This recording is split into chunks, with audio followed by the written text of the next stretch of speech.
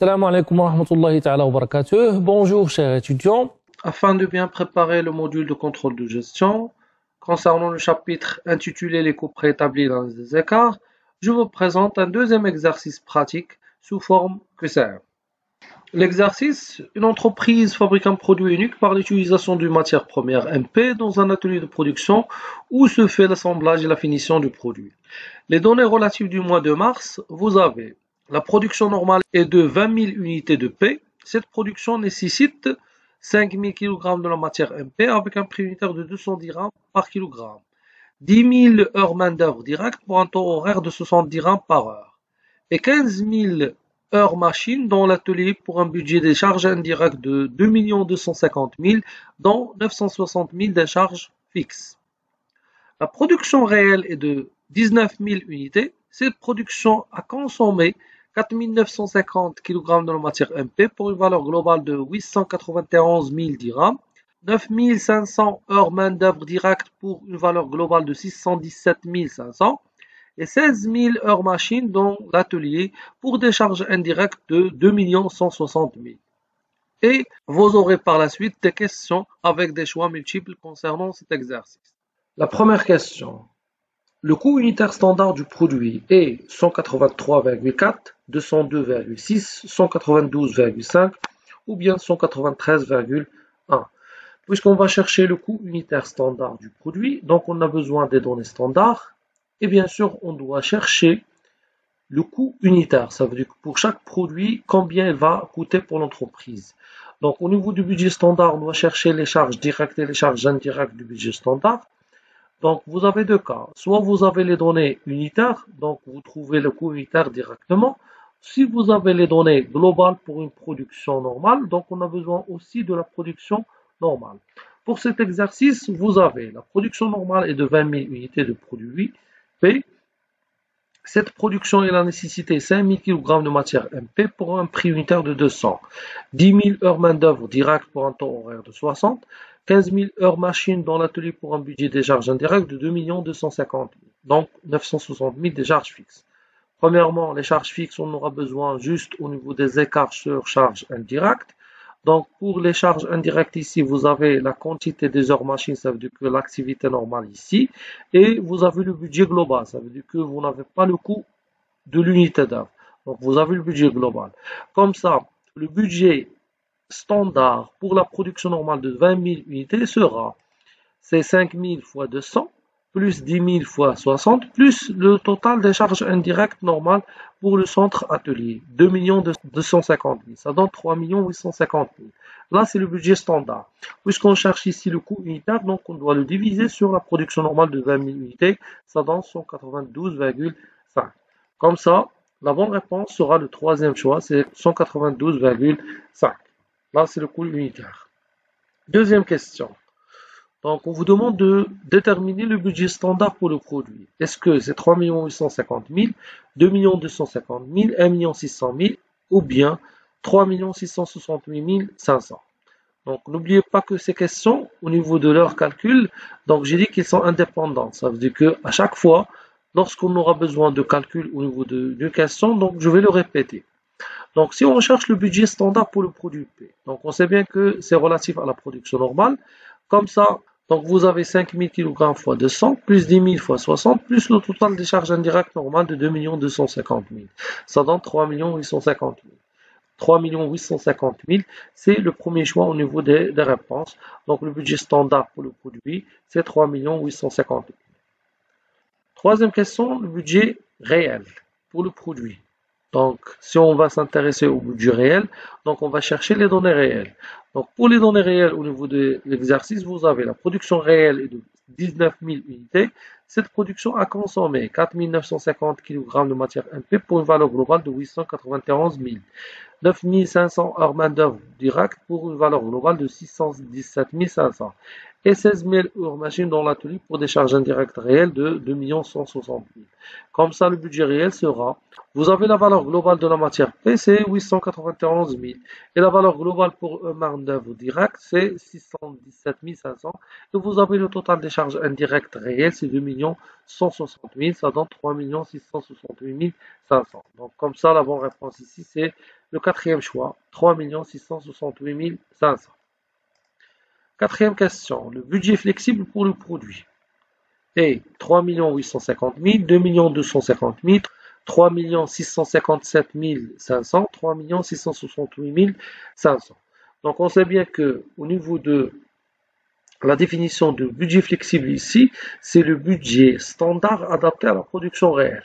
C'est-à-dire que si on a calculé le budget standard, on a trouvé que, donc si on a calculé le budget standard et on a trouvé que c'est 3 850 000, mais c'est pour une production de 20 000. Donc on va adapter ce budget à la production réelle de 19 000. Donc ce montant s'appelle le budget flexible. Vous aurez à calculer le budget standard ici, c'est 5 000 fois 200 plus 10 000 fois 60 plus 2 250 000. Ça donne 3 850 000. Là, c'est le budget standard pour la production de 20 000 unités. Pour nous, on cherche le budget flexible. Ça veut dire que c'est le budget standard adapté à la production réelle. La production réelle n'est pas de 20 000, elle est de 19 000. Donc, on va faire la relation de 3. 3 850 000 pour 20 000. Quel serait le budget pour 19 000? Donc, c'est 3 850 000 sur 20 000 fois 19 000, ça donne 3 657 500. Ou bien, si vous avez le coût unitaire standard, il suffit de calculer, il suffit de multiplier le coût unitaire standard fois la production réelle. Et vous aurez le budget flexible ou bien le budget standard adapté à la production réelle. Donc la bonne réponse ici, c'est le troisième choix, c'est 3 657 500, c'est le budget flexible pour le produit. Cinquième question, la quantité préétablie de la matière MP est 4750 kg, 5000 kg, 4950 kg ou bien autre. Ça veut dire, s'il n'est pas parmi les trois premiers choix, donc vous devez mentionner que la bonne réponse est autre. Donc pour la quantité préétablie ou bien la quantité standard adaptée à la production réelle, on sait bien que pour une production de 20 000, on doit consommer 5000 kg. Mais puisque la production elle est différente, ça veut dire que la production normale elle est différente à la production réelle, donc on doit adapter la quantité consommée pour une production normale à la production réelle. Donc c'est 5000 sur 20 000 fois 19 000, ça donne 4750 kg. Puisque l'unité de mesure de la quantité de la matière P c'est kg, donc ça donne 4750 kg et c'est la bonne réponse. C'est-à-dire que pour produire 19 000 unités du produit, donc l'entreprise doit consommer 4750 kg. L'écart sur matière première est favorable de 59 000, défavorable de 59 000, favorable de 50 000 ou bien défavorable de 50 000. Donc ici, on a besoin de calculer l'écart en termes de signe ou en termes de valeur. Puisque ici, vous avez favorable, défavorable et en termes de valeur 50 000 ou bien 59 000. Donc on a besoin de la quantité préétablie. C'est 5 000 sur 20 000 fois 19 000, c'est 4 750. Donc le budget flexible ou bien le budget préétabli, c'est 4 750. La quantité préétablie fois le coût standard, qui est de 200. Ça donne 950 000. Le budget réel, vous avez la totalité, c'est 891 000. Donc on aura un écart de budget réel moins le budget flexible, ça donne moins 59 000. Moins, ça désigne qu'il est favorable. Et 59 000, donc il est là dans le premier choix. Donc la bonne réponse ici, c'est que l'écart sur matière première, elle est favorable de 59 000. La septième question. Vous avez l'écart sur prix pour matière MP est favorable de 109 000, défavorable de 99 000, favorable de 99 000 ou bien défavorable de 109 000. Donc, pour l'écart sur prix pour la matière MP, donc on a besoin du prix réel, le prix standard et la quantité réelle. Donc, vous avez pour la production réelle de 19 000 unités, cette production a consommé 4 950 kg de la matière MP pour une valeur globale de 891 000. Donc, on a ici, on n'a pas le prix réel par lequel on a acheté la matière première MP. Donc, on va le calculer de la manière que la valeur globale sur la quantité, ça donne le prix. Donc, puisque la quantité réelle, c'est 4950, la valeur globale réelle de l'achat de la matière MP, c'est 891 000. Donc, le prix réel, c'est 891 000 sur 4950, ça donne 180. Le prix standard, c'est 200. Donc, on aura automatiquement l'écart, c'est le prix réel moins le prix standard fois la quantité réelle. 180 moins 200 fois 4950, ça donne moins 99 000. Moins, ça désigne qu'il est favorable. Et bon, 99 000, c'est la valeur de l'écart. Donc, on va chercher l'écart en termes de favorable avec la valeur 99 000 et ça sera le troisième choix. Donc, l'écart surpris pour la matière MP, est favorable de 99 000. Huitième question. L'écart sur quantité pour la matière MP est favorable de 40 000, défavorable de 40 000, neutre ou bien autre réponse. Bien sûr, l'écart ne peut être que favorable ou bien défavorable ou bien neutre. Mais puisque ici, il est en valeur, ça veut dire qu'il se peut que la valeur n'est pas 40 000. Donc, qu'il soit favorable ou bien défavorable avec un montant qui est autre que 40 000. Donc, la bonne réponse ici, ça sera autre réponse. Donc, c'est pour ça qu'on a besoin ici de calculer. Donc, on a besoin de la quantité réelle et la quantité préétablie, le prix standard. Vous avez la quantité préétablie, c'est 5 000 sur 20 000 fois 19 000, c'est 4 750. Donc, puisqu'on va ajuster la quantité à la production réelle de 19 000 et la quantité réelle, elle est donnée au niveau de l'exercice 4 950. Le prix standard, c'est 200. Donc, l'écart, c'est 4 950 moins 4 750 fois 200, ça donne plus 40 000. Plus, ça désigne qu'il est défavorable. Et vous avez ici 40 000. Donc, au niveau du deuxième choix, vous avez défavorable de 40 000 et ça sera la bonne réponse. Neuvième question. L'écart favorable sur matière MP est de 59 000. Peut être expliqué par. Donc déjà, je vous ai donné ici que l'écart favorable sur matière avec un montant. 59 000 peut être expliqué par un écart favorable sur quantité, un écart défavorable sur prix, un écart favorable sur prix, un écart défavorable sur quantité, un écart favorable sur prix, un écart défavorable sur quantité, un écart défavorable sur prix, un écart défavorable sur quantité. Donc laquelle est juste parmi les propositions. Donc puisque l'écart est favorable de la matière MP, vous avez trois cas. Soit l'écart sur quantité, l'écart sur prix sont favorables, soit l'écart sur prix favorable et l'écart sur quantité défavorable, soit l'inverse, ça veut dire que l'écart sur prix est défavorable, l'écart sur quantité favorable. Donc ici, avant de calculer, donc le quatrième choix a écarté. Pourquoi? Parce que vous avez un écart défavorable sur prix, un écart défavorable sur quantité. Si les deux écarts sont défavorables, automatiquement que l'écart global va être défavorable. Donc ici, on a besoin de la quantité réelle, 4 950, elle est différente de la quantité préétablie de 4 750. Donc puisque la quantité réelle est supérieure à la quantité préétablie, donc l'écart va être défavorable. Pour le prix, vous avez le prix réel, donc on le calcule d'après la valeur globale sur la quantité réelle, c'est 180. Il est différent du prix standard qui est de 200. On voit que le prix réel il est inférieur au prix standard, donc l'écart est favorable. Donc l'écart global sur matière première, il peut être expliqué par l'écart défavorable sur quantité et l'écart favorable sur prix. Et c'est le deuxième choix. Un écart favorable sur prix, un écart défavorable sur quantité. Donc, d'après ce que vous avez vu, j'ai pas calculé les écarts parce que ici, on vous a pas demandé le montant des écarts. Donc, juste savoir est-ce qu'il est favorable ou bien défavorable. Donc, c'est pour ça que, d'après les choix que vous avez au niveau de la question, donc, vous devez optimiser votre temps. Ça veut dire que s'il y en a des calculs que vous n'avez pas besoin, donc, c'est inutile de le faire. Question 10. L'écart favorable sur matière première de 59 000 peut être expliqué par un écart favorable sur prix de 20 000 et un écart défavorable sur quantité de 39 000. Un écart favorable sur prix de 109 000 et un écart défavorable sur quantité 50 000. Un écart favorable sur prix de 99 000 et un écart défavorable sur quantité de 40 000. Un écart favorable sur prix de 40 000 et un écart défavorable sur quantité de 99 000. Donc ici, vous avez le signe de l'écart ainsi que les montants. Donc c'est pour ça qu'au niveau des sous-écarts, on doit les calculer en termes de signe et en termes de montant. Si je vois le premier choix, un écart favorable sur prix de 20 000 et un écart défavorable sur quantité de 39 000, ça ne sera pas la bonne réponse. Pourquoi? Parce que ici, si l'écart est favorable de 20 000, l'écart défavorable de 39 000, donc l'écart défavorable il est supérieur à l'écart favorable en termes de montant. Donc ici, l'écart global doit être défavorable de 19 000. La même chose pour le quatrième choix. Un écart favorable de 40 000, un écart défavorable de 99 000. Donc, somme des deux écarts, elle va donner un écart défavorable de 59 000. Donc, la bonne réponse, elle va être soit le deuxième, soit le troisième choix. Donc, c'est pour ça qu'on va le calculer. Donc, vous avez la quantité réelle, c'est 4 950. Le prix réel, c'est 891 000 sur 4 950, ça donne 180. Le prix standard, c'est 200. Et la quantité préétablie, c'est 5 000 sur 20 000 fois 19 000, c'est 4 750. Donc l'écart sur quantité, la quantité réelle moins la quantité préétablie fois le prix standard.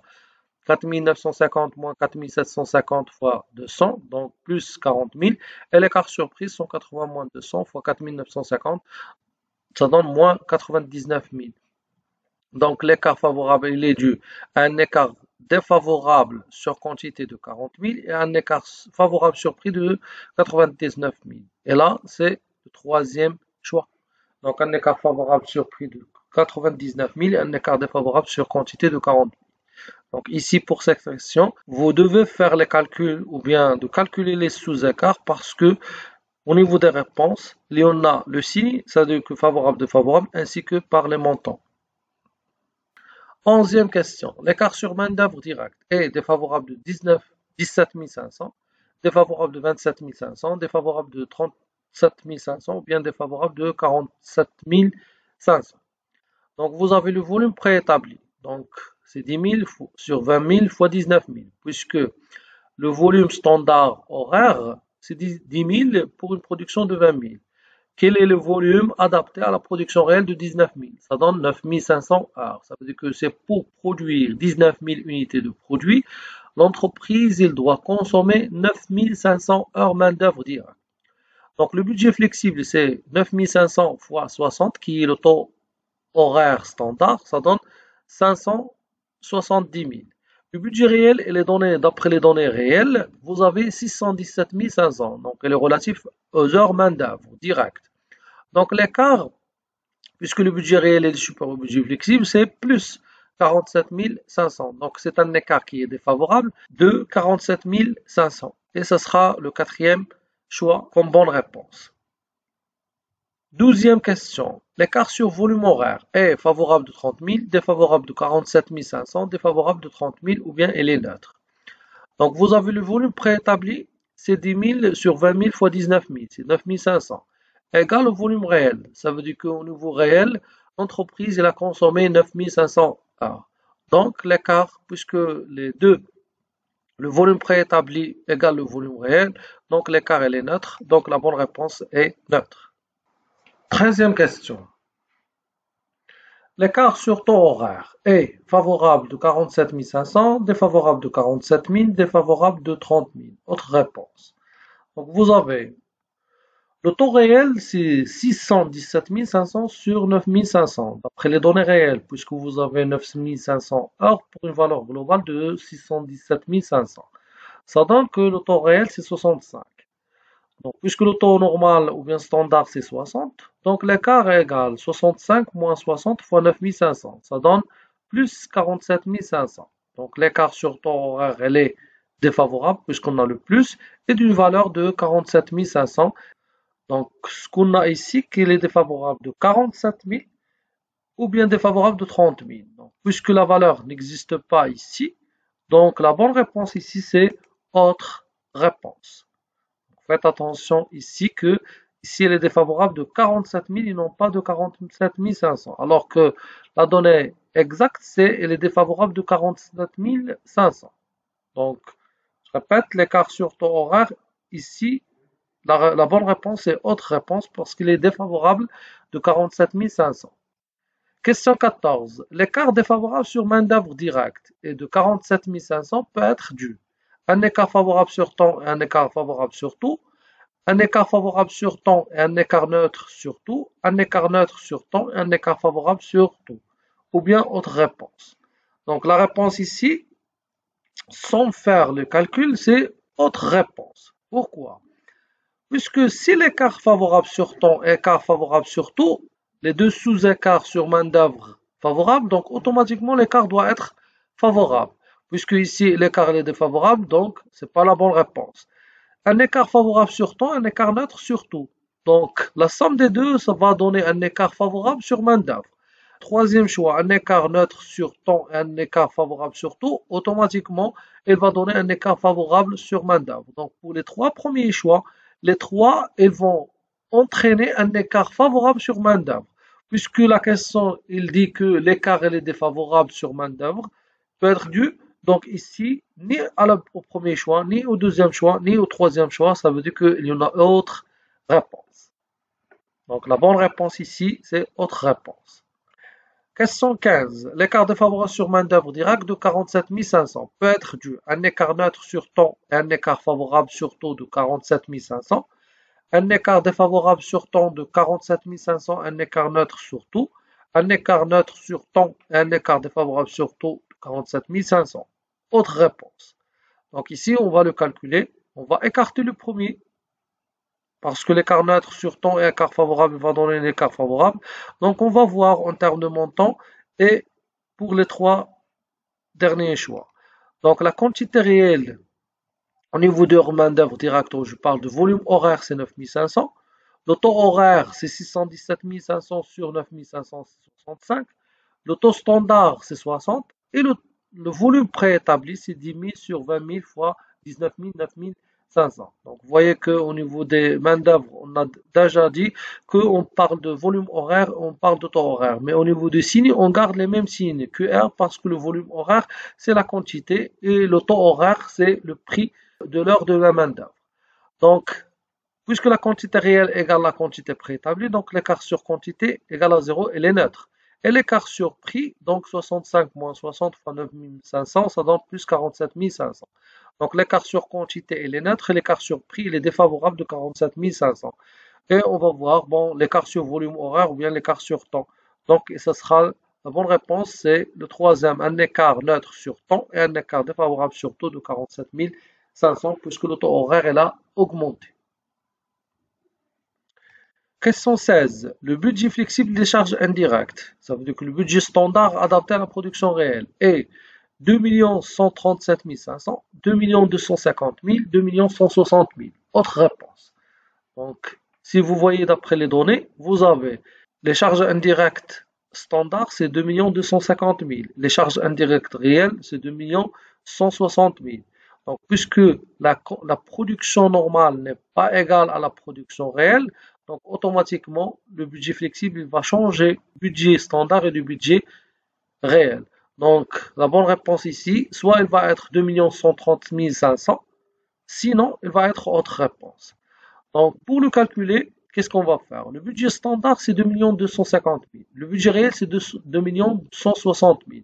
Donc, pour l'adapter à la production réelle, je peux passer par les activités et le coût interstandard, mais je peux utiliser juste les budgets pour trouver le budget flexible pour les charges indirectes. Donc, je parle du budget flexible, c'est le budget standard adapté à la production réelle. Donc, ici, ça va donner 2 250 000 pour une production de 20 000. Combien elle aura besoin pour 19 000. Ça veut dire que pour le budget flexible, on n'a pas besoin du budget réel. Donc c'est 2 250 000 sur 20 000 fois 19 000. Ça donne 2 137 500. Et c'est le premier choix et ça sera la bonne réponse. Question 17. L'activité préétablie du centre atelier est 15 000, 16 000, 15 500, 14 250.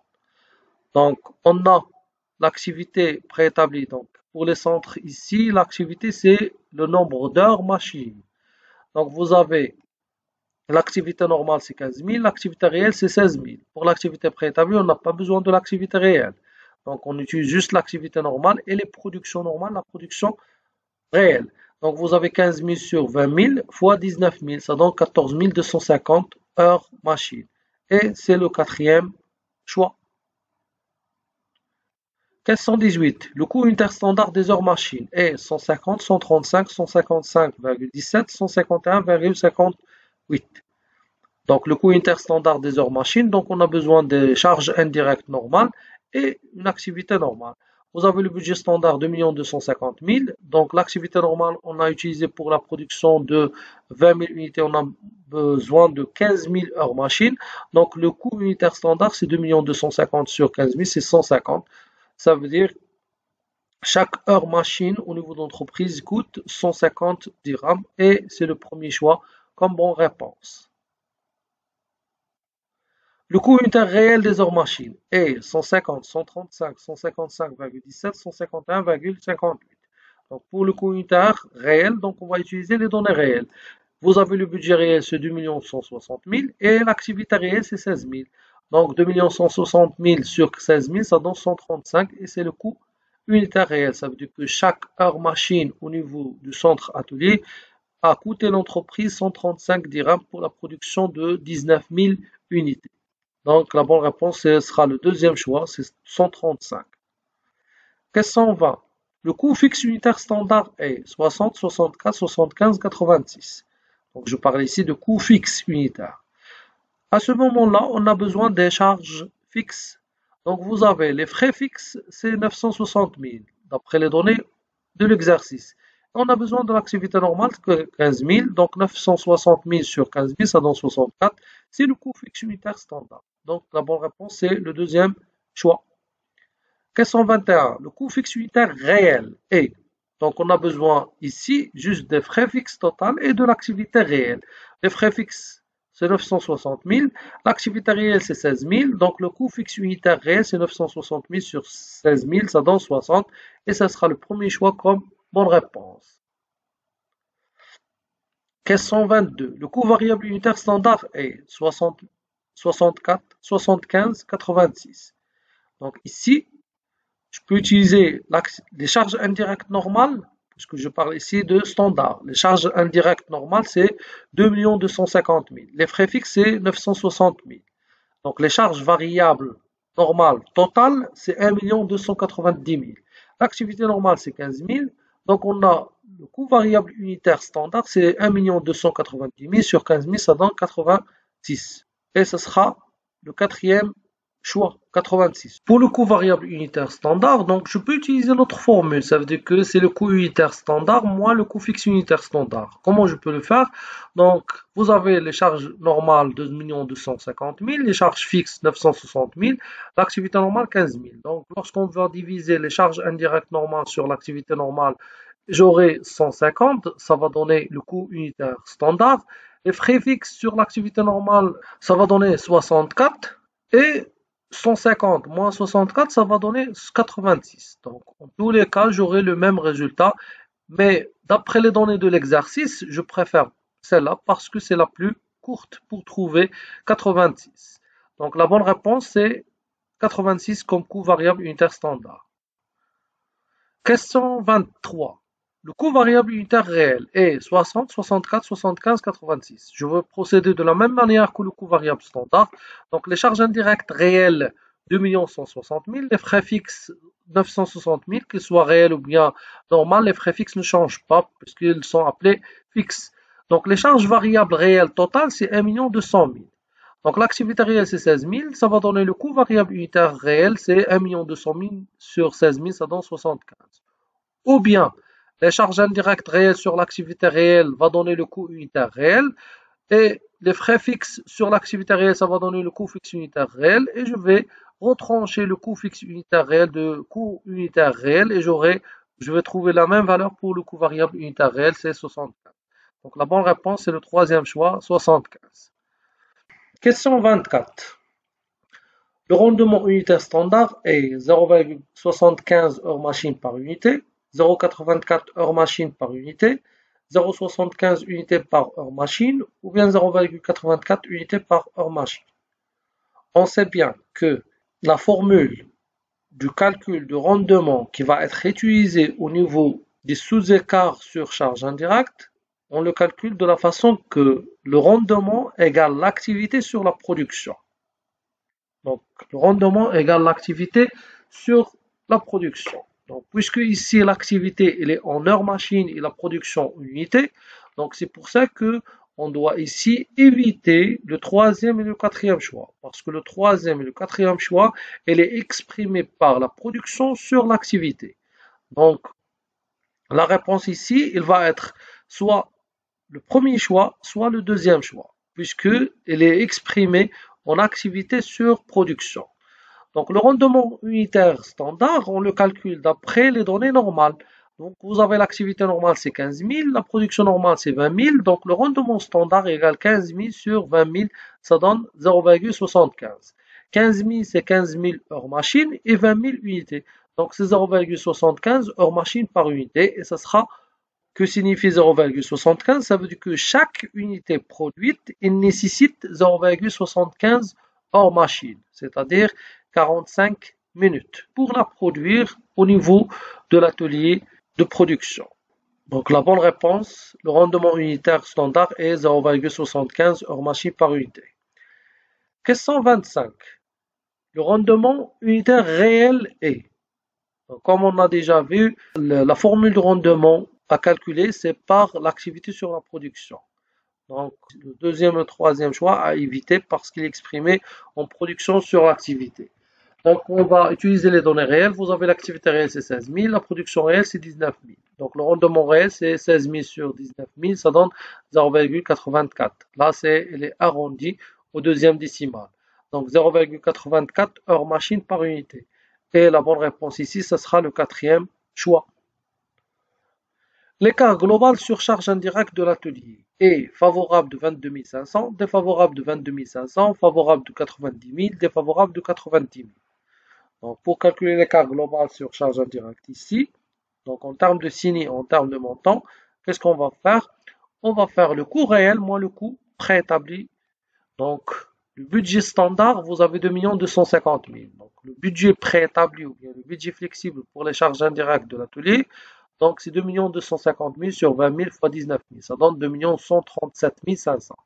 Et vous avez le budget réel, 2 160 000. Donc, il y aura un écart de, puisque le budget réel est supérieur au budget flexible, donc elle est défavorable de 22 500. 2 160 000 moins 2 137 500. Donc, je répète ici, je n'ai pas utilisé les activités et les coûts unitaires.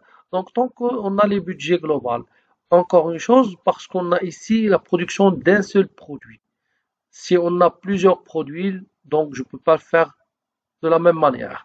Donc, on doit le calculer par la façon que le budget réel, c'est le coût réel fois l'activité réelle.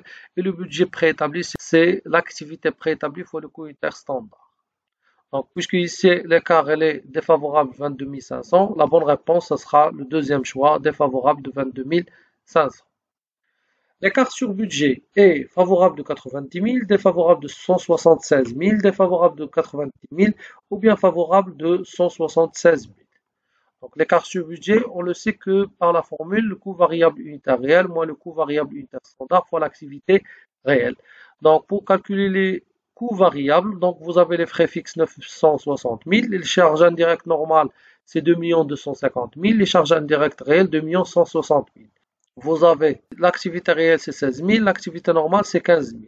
Donc, d'après les premiers, donc je peux déduire les charges variables réelles, c'est 2 160 000 moins 960 000, c'est 1 200 000. Et les charges variables normales, 1 290 000. Donc, c'est 2 250 000 moins 960 000. Donc, le coût variable unitaire réel, c'est les charges variables réelles sur l'activité réelle. 1 200 000 sur 16 000, c'est 75. Et pour le coût variable standard, c'est les charges variables normales sur l'activité normale. 1 290 000 sur 15 000, ça donne 86. Donc, l'écart sur budget, il va être le coût variable réel unitaire moins le coût variable unitaire standard fois l'activité réelle. C'est 75 moins 86 fois 16 000, ça donne moins 176 000. Donc, moins, ça veut dire qu'il est favorable et d'une valeur de 176 000. Donc, vous avez la bonne réponse ici, c'est le quatrième choix, favorable de 176 000. Question 28. L'écart sur charge fixe est défavorable de 64 000, défavorable de 76 000, favorable de 64 000, favorable de 176 000. Donc, je peux le calculer par la formule la plus rapide au niveau terme d'activité. Donc vous avez les frais fixes 960 000, l'activité normale 15 000, l'activité réelle 16 000. Le coût fixe unitaire standard c'est 960 000 sur 15 000, ça donne 64. Là c'est le coût fixe unitaire standard. L'écart sur charge fixe ou bien l'écart sur activité, donc on le calcule toujours par l'activité normale moins l'activité réelle fois le coût fixe unitaire standard. Ça donne 15 000 moins 16 000 fois 64, ça donne moins 64 000. Donc il est favorable de 64 000. Donc la bonne réponse, ce sera le troisième choix. Je peux aussi le calculer d'après la deuxième formule. Donc en utilisant les frais fixes unitaires. Donc vous avez les frais fixes 960, l'activité normale c'est 15 000, l'activité réelle c'est 16 000. Donc le coût fixe unitaire standard c'est 960 000 sur 15 000 c'est 64 et le coût fixe unitaire réel c'est 960 000 sur 16 000 ça donne 60. Et pour l'écart sur charge fixe ou bien activité, c'est le coût fixe unitaire réel moins le coût fixe unitaire standard fois l'activité réelle. 60 moins 64 fois 16 000, ça donne moins 64 000, donc qui est favorable de 64 000. Question 29. L'écart sur rendement est défavorable de 262 500, défavorable de 176 000, défavorable de 90 000, défavorable de 64 000. Donc l'essentiel ici que l'écart sur rendement il va être défavorable. Mais de quel montant? Donc on va le calculer. Donc vous avez l'activité réelle c'est 16 000. L'activité préétablie c'est 15 000 sur 20 000 fois 19 000 c'est 14 250.